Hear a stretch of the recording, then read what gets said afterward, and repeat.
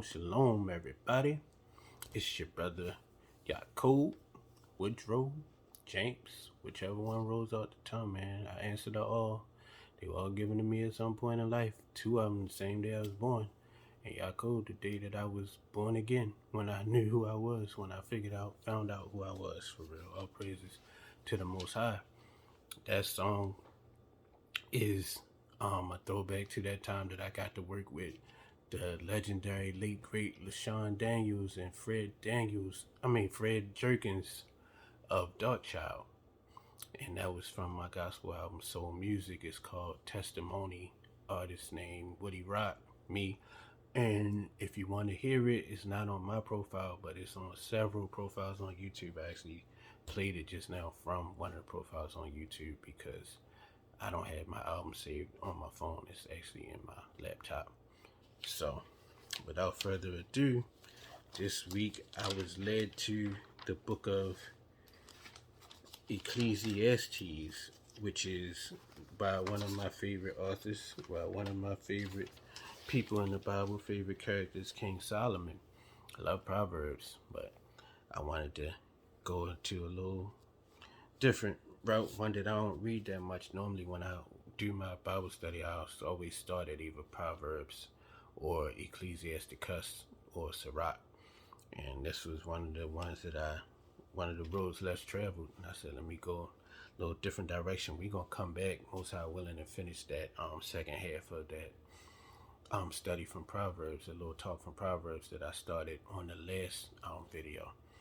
We're going to come back to that, most high willing, but I just got compelled and pulled into this one. I wanted to go ahead and bring it forth while I was still in the spirit of it, because I don't know if people understand, with an artist, if you got a song that you did a long time ago, you might be inspired, you might love that song, but if you get something that just came to you and you get the chance to go to the studio, 9 times out of 10 you're going to want to put down the one that you just was working on, because it's still fresh in your mind. This is still very fresh in my spirit from the reading that I've been doing all week. So I just wanted to come. I hope y'all don't mind that I just wanted to come and talk to y'all about this. If that's all right, let's get into it. This is Ecclesiastes chapter 4. And what we're going to do a little different this time. We're going to read it in the King James. Then we're going to double back and read it out of some other translations. Split up some of the verses between other translations so we just make sure we get a full understanding of what we're reading. We always start with the King James though. So let's get into it. This is Ecclesiastes, the book that comes right after Proverbs, not to be confused with Ecclesiasticus and Apocrypha. I'm in there a lot. We probably gonna get into some of that before we finish the day for some backup verses, some matches that I like to find. I like to find the verses that go with each other, connecting the dots. So let's get into it. Verse 1. So I returned and considered all the oppressions that are done under the sun, and behold, the tears of such that are oppressed, and they that had no comforter. And on the side of their oppressors there was power, but they had no comforter. Wherefore I praise the dead, which are already dead, more than the living which are yet alive. Yea, better is he than both, that which have not yet been born, who have not seen the evil work that is done under the sun. Verse 4. Again I considered all travail and every right work, that is, for this a man is envied of his neighbor. This is also vanity and vexation of spirit. The fool foldeth his hands together, and eateth his own flesh. Better is a handful with quietness than both hands full with travail and vexation of spirit. Then I returned and saw vanity under the sun. There is one alone, and there is not a second. Yea, he have neither child nor brother, yet is there no end of all his labor. Neither is his eye satisfied with riches. Neither saith he, for whom do I labor, and bereave my soul of good? This is also vanity, yea, it is a sore travail. Two are better than one, because they have a good reward for their labor. For if they fall, the one will lift up his fellow. But woe unto him that is alone. When he falleth, he hath not another to help him up. Again, if two lie together, then they have heat. But how can one be warm alone? And if one prevail against him, two shall withstand him. And a threefold cord is not quickly broken. Better a poor wise child than an old and foolish king, who will no more be admonished.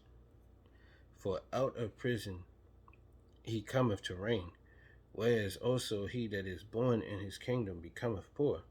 I consider all the living which walk under the sun, with the second child that stand up in his stead. There is no end of all the people, even of all that stand before him. They also that come after shall not rejoice in him. Surely this is vanity and a vexation of spirit. Now, when it's talking about the better a poor wise child than an old and foolish king who will no more be admonished, it made me think of Matthew 18:3. Matthew 18:3 says, and said, Verily I say unto you, except ye be converted and become as little children, ye shall not enter into the kingdom of heaven. The Amplified Bible puts it like this. And said, I assure you, and most solemnly say to you, unless ye repent, and repent, that is, means change your inner self, your old way of thinking, and live changed lives, and become like little children, trusting, humble, and forgiving, you will never enter the kingdom of heaven. There's that. Now let's go to the Good News Translation and go through verses 1 through 6. And then we're going to check out some stuff out of other translations. Verse 1. Then I looked again at all the injustice that goes on in this world. The oppressed were crying, and had no one would help them, because their oppressors had power on their side. And like Psalms 49:18 says, men will praise thee when thou doest good for thyself. So a lot of times it's a quote that says might makes right. So basically, if somebody's mighty, they have a position of power, they have money, they have authority, whatever the case may be, people will just go along with them and say that they right, even have celebrity fame on their side. People don't even listen at a person that's famous, and they sitting there talking, and they like, yo, that don't make no sense. And somebody be like, yeah, but you got money though, so you must know something. You must know something. You ain't see what he pulled up in? You ain't see all them chains around his neck?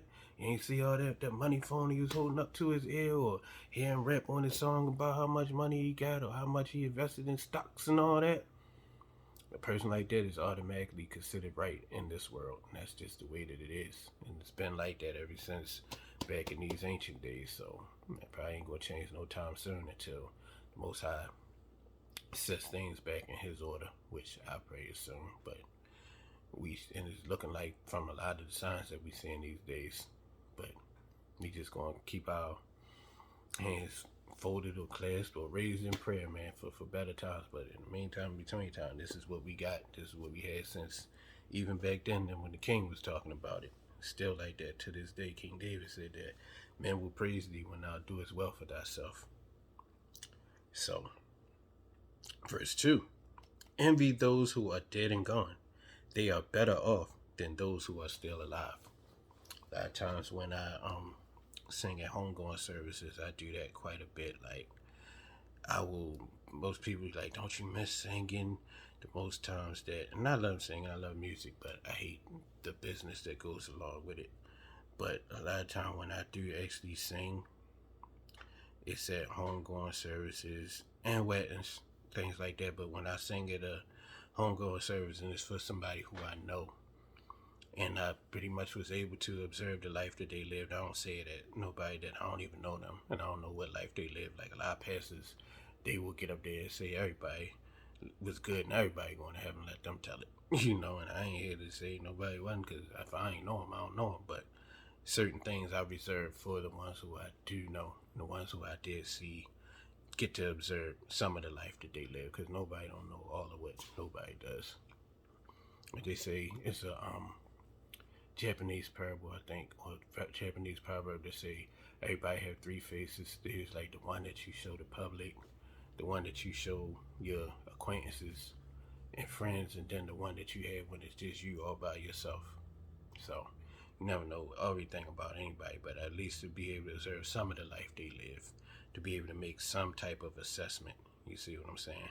And I will read this verse right here. This is Isaiah 57:1 out of the, we're gonna read it out the King James, and then we're gonna get it from New Living Translation, I think. It says, "The righteous perisheth, and no man layeth it to heart, and merciful men are taken away, none considering that the righteous is taken away from the evil to come." And if you just look at everything that's going on right now, man, I said it to several friends, like a lot of people that get to check out right about now, I'm jealous. Because the stuff that the heck, hell, whatever that we catching, or hell that's about to be unleashed, they don't even have to deal with that. They don't even have to think about it. They resting peacefully away from all that. This is the New Living Translation. Y'all gotta excuse my voice. It's allergy season. Straight like that. It is what it is. And I'm thanking the Most High that it's not more severe than it is. Like a lot of people I know are catching it real serious. I heard the pollen count is at a record high this year.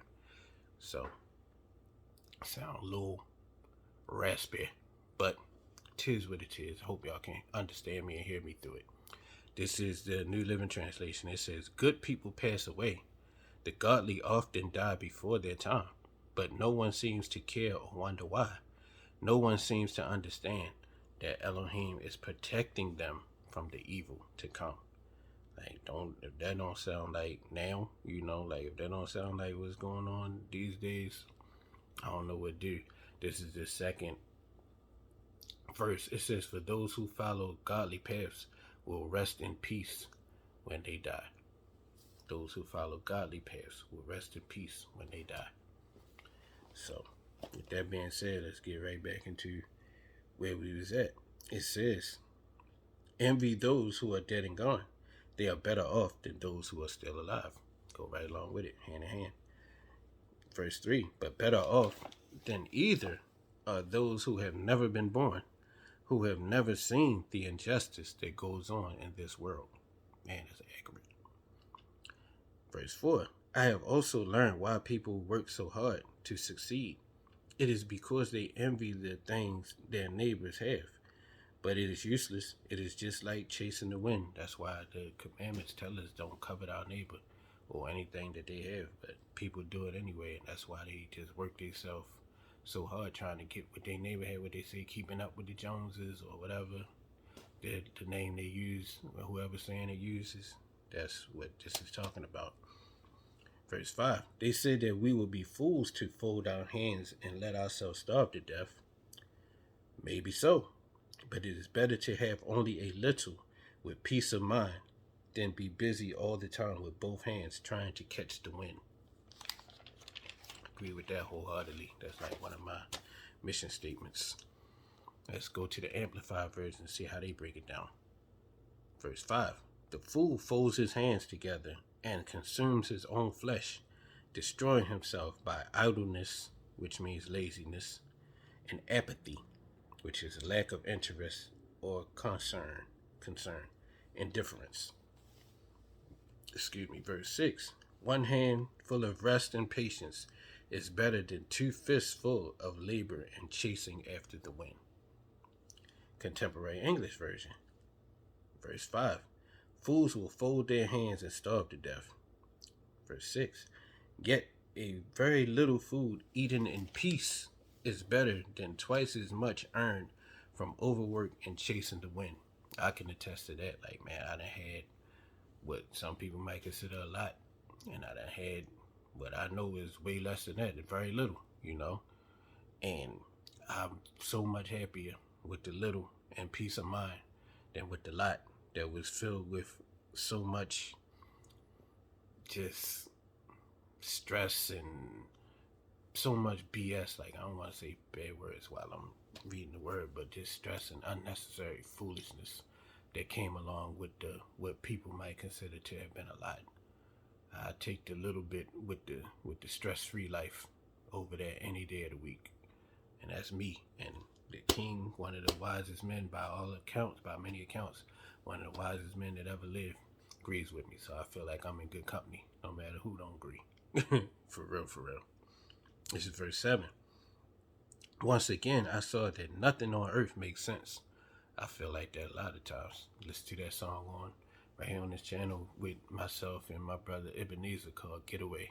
It's basically what that song is about. We did a take on the Mobb Deep classic, Getaway. We did our version of it, talking about the scriptures and talking about how our take on what we see in the world. Check that out when y'all get a chance. Oldie but goodie. Number 8. For example, some people don't have friends or family, but they are never satisfied with what they own, and they never stop working to get more. They should ask themselves, why am I always working to have more? Who will get what I leave behind? What a senseless and miserable life. And man, I agree with that wholeheartedly, because it was a time where I just was a workaholic. Like any shift that anybody asked me to cover, like when I first started working, I'm the type of person that whatever I'm doing, I throw myself all the way into it. Like I do it all the way. Like there's no boundaries, there's no borders. I'm either doing nothing, doing everything. And what I'm learning in my older age is balance, because like any time that anybody asks me, keep cover this shift, keep be here, keep be there, I'm like, look, as long as y'all can get me there, I do it, I'm there. And when I first started working, all this is black. Now, 10 years in, you see it. You see what it is. And I'm not mad at it. Like what the book say, along with wisdom, gray hair is like the crowning glory to a man. So I love it, but definitely was earned. Definitely was earned. Like somebody told me, you should cover it up. You cover it up, you probably look like you still in your early 30s or whatever. I'm like, man, guess what? This is a testament to the life that I've been living. I don't want to cover it up. I want to let it be seen and let it be known. All praise to the Most High for it. But yeah, it definitely came through hard work. It definitely came, some of it was overwork. Some of it I should have been somewhere sleeping and resting instead of working all night and then get right back up and going back at it again. But 'tis what it is. We live and we learn. I say a lot of what I learned. A very wise man that I had the opportunity to speak to on one of my visits to another state to visit a friend. Like her dad introduced me to a guy, and he was just like dropping all this knowledge on me, and I was like, man, where you learn that? How you know so much? And he's like, man, from the school of life. And now that I'm older, people ask me how I know certain things. That's the same thing I tell them. First of all praises to the Most High, and second, right behind that, the school of life. What King David said was good that I was afflicted, so that I may learn your statutes. Like a lot of things I learned the hard way, but the knowledge that I got from them hard lessons, I wouldn't trade for anything in the world. I praise the Most High for the path that He put me on to learn the things that I know now, and even still learning to this day. I'm still on the path. I'm still learning. My mentality is you never stop learning until the day you check out of here. I'm still here, so I feel like it's something to learn every day. All praises to the Most High for allowing me to be here and allowing me to learn and get it right as possible before it's my turn to check out. This is verse 9, and this one is headlines. The headline over this one and the next one's after it is called "It is Better to Have a Friend." Now these are kind of like, you digest stuff, these kind of went down a little rough for me because I'm very much introverted. I took the test and I got the result multiple times. I got the result INFJ, which means introverted, feeling and judging or discerning for people that don't like the word judging. Excuse me, but the scriptures say judge not according to appearance, but judge righteous judgment. So we are supposed to judge. So people tend to think we shouldn't, but that's what scriptures say we're supposed to. So introverted, feeling and judging is my personality type. And then also, a lot of guys all want to be the alpha male. And then you got some guys that always get put in the category of a beta male. But recently I found out that there's another category that's like kind of in between both. It's called a sigma male. And all the characteristics. When I watched the video about it, the first video I watched about it, it just like intrigued me to go look at more. And like the ones that the characteristics, it felt like somebody was reading that somebody wrote about me. I was just identified with all of them. Like the thing when they say put one finger down if you this, that, and that. Like I couldn't put no fingers down. Like all of it was me. Or if it was the case that you put all the fingers down, I would just had a fist sitting here because all them characteristics was me. And one of the main ones is that like we just like to be quote unquote a lone wolf. Like to do stuff on our own. Like we have friends, we have people that we love and care about, but we spend time with them and then we still come back to ourselves to recharge. Feel like it's a song, old school gospel song. Say quietness, quietness. That's when the Lord speaks to me. That's why I feel like the Most High speaks to me the most when I'm by myself. Granted, there's times when I be with my brothers and we all got our scriptures open and we might get some revelation, we might get some word and understanding, a lot of understanding then. But the basis of a lot of my understanding is when I have time. Even the stuff that we do find out with us all, I still go back home and go back to myself and marinate, and that's when I get the greatest revelations.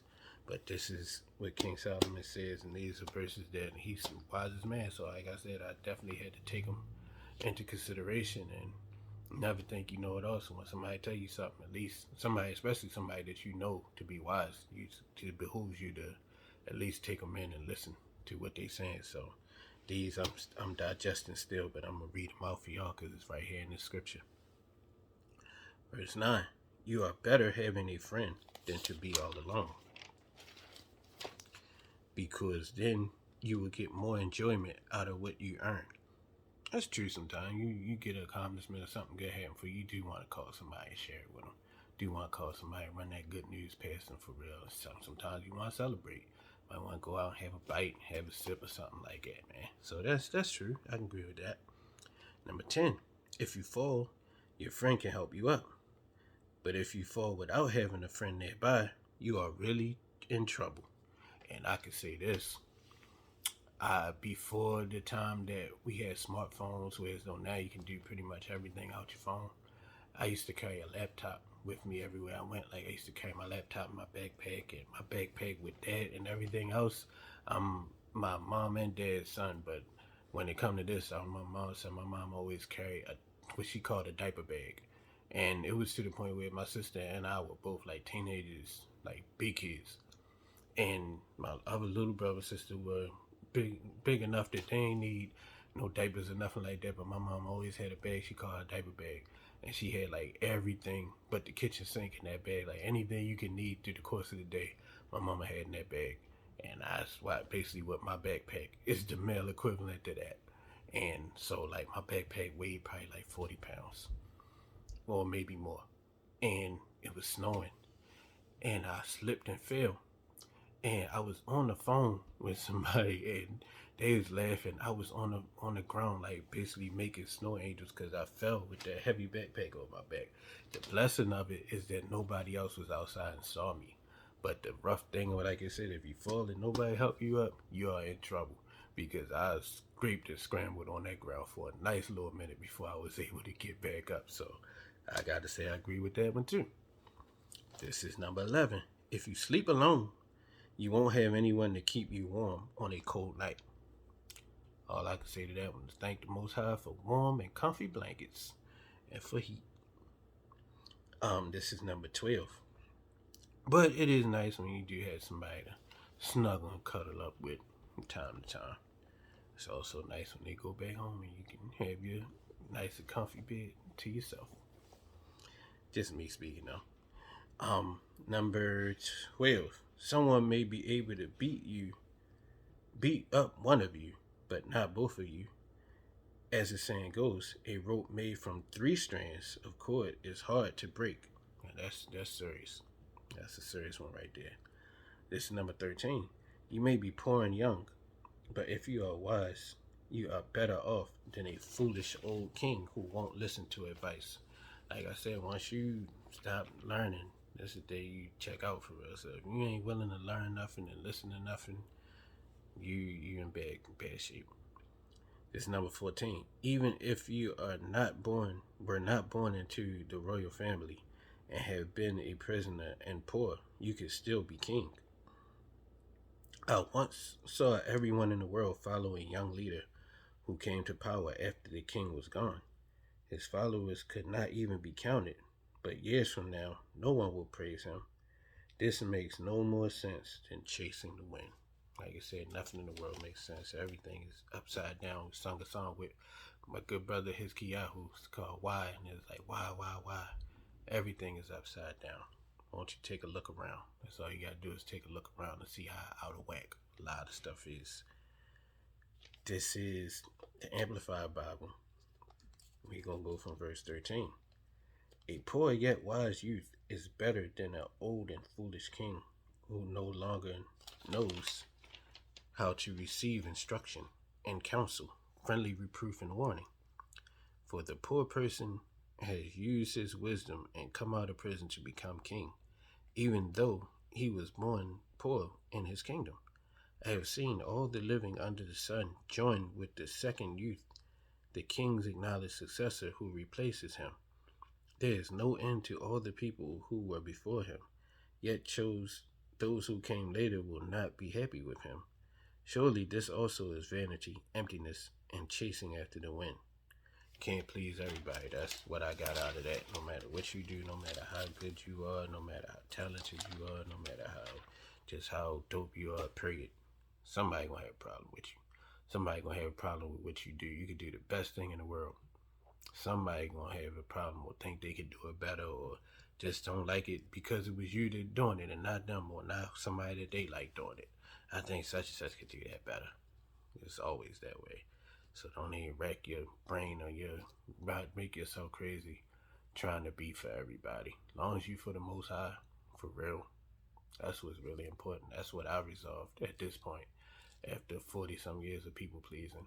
As long as the Most High is pleased with what I'm doing, whoever don't like it, oh well.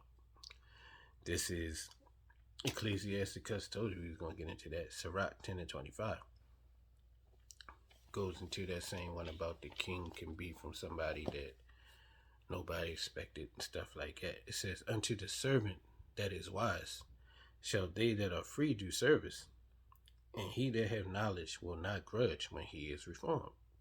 Common English Bible. Free people will serve the wise person who has been enslaved, and the knowledgeable person won't complain. Good News Translation. A slave who is wise will have free citizens serving him, and if they are sensible, they will not resent it. Sirach or Ecclesiastes chapter 10:28. My child, keep your self-respect, but remain modest. Value yourself at your true worth. There is no excuse for a man to run himself down. No one respects a person that has no respect for himself. Poor people can be honored for their good sense, and rich people can be honored for their wealth. If someone is honored while he is poor, think how much more he will be honored if he becomes rich. So like everybody rock with him, and he got nothing. Imagine if that person was to become rich, how much more people would love this person, because he already had that charisma and everything that they built up from when they was building everything from the ground up, when they had nothing, when they was getting it out the mud, as people say nowadays. So imagine when that person get on and get some money, how much everybody gonna love them. And this is the next verse. It says, if someone, no, same verse 31, if someone is despised while he is rich, think how much more he will be despised if he becomes poor. And that's why so many people that have be scared not to have, because they know they don't have no personality. They know they're not a very nice person. They know there's not much good about them. So only thing that's making people love them, or at least show them some type of love, even if it's fake love, is the fact that they have what they have. So they know that if they don't have that, it's a wrap for them. So that's why they lie, cheat, steal, do whatever in order to keep what they have, because they know that's the only reason why people rock with them. I've personally seen instances like that. I personally know people like that, but I digress. This is chapter 11, verse 1, where we're going to stop. If a poor person is wise, he has good reason to be proud. and he will be thought of as someone great. Just like the verse in Proverbs said, man's gift makes room for him and brings him before princes and kings. So a lot of times it's not about money per se, you know.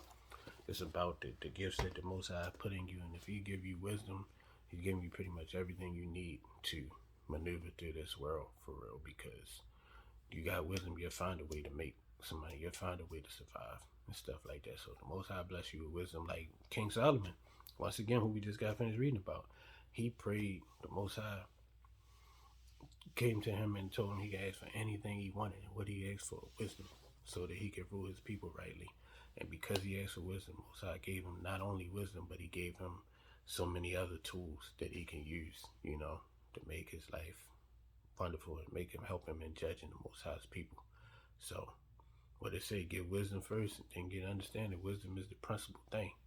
So if you got wisdom, don't feel bad if all the time you don't have a whole lot of money. If you got that wisdom, and the first most important thing, knowledge of the Most High, you got that, you should be good. So with that being said, that was Ecclesiastes 4. Hope you enjoyed. Hope you got something out of it. Any questions, concerns, or whatever, feel free to hit up that comment section. I do read it. I do check. And with that being said, Most High bless and keep y'all. Shabbat Shalom. Much love. And I'm out of here. Shalom.